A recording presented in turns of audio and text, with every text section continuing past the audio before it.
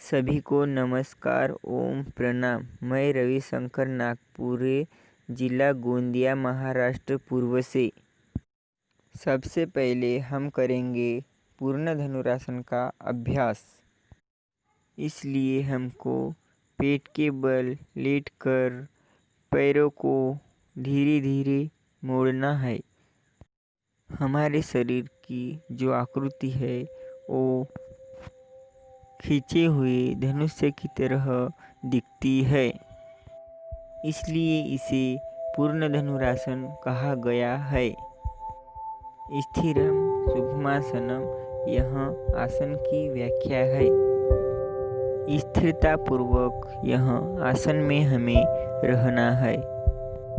इसके अनेक लाभ है, जैसे पेट की चर्बी को कम करता है, पीठ की रीढ़ मजबूत करने में बहुत ही सहायक है।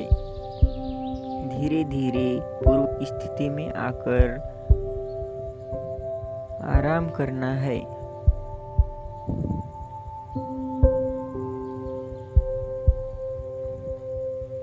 दूसरा योग आसन का अभ्यास सर्वांगासन।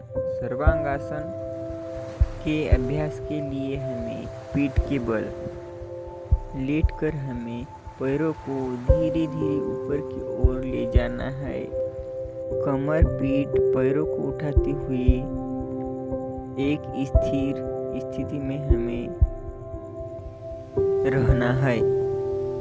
इस आसन के लाभ पेट के अनेक रोगों में सहायक है, जैसे कंठ के थायराइड के लिए बहुत ही लाभदायक है और चेहरे की झुर्रियां मिटाने में बहुत ही लाभदायक है।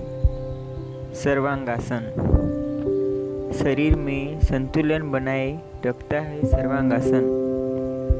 अब आसन छोड़ते हुए आराम से पूर्व स्थिति में आ जाए।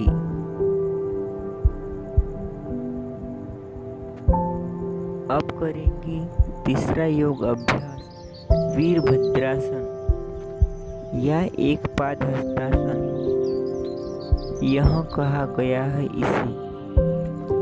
इसमें हमारे शरीर को एक पैरों पर बैलेंस बनाकर रहना है।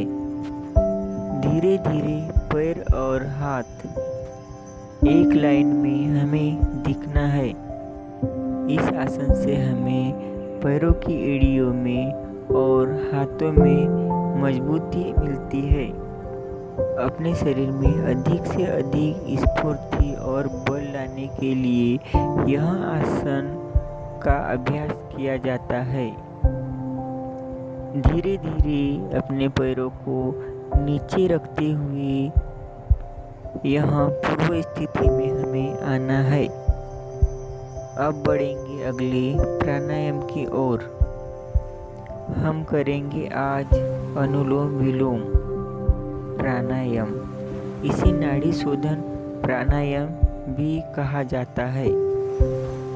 कोई भी आसन स्थिति में पहले सिद्धासन पद्मासन की स्थिति में हमें बैठ जाना है। राइट नासिका से हमें राइट अंगूठे को बंद करके लेफ्ट नासिका से धीरे धीरे श्वास बाहर छोड़ना है। लंबी सांसों पर ध्यान देना है।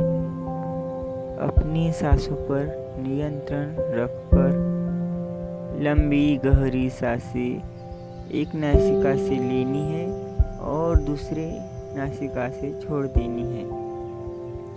और फिर जिस नासिका से हम श्वास छोड़ रहे हैं उसी नासिका से हमें श्वास लेनी है।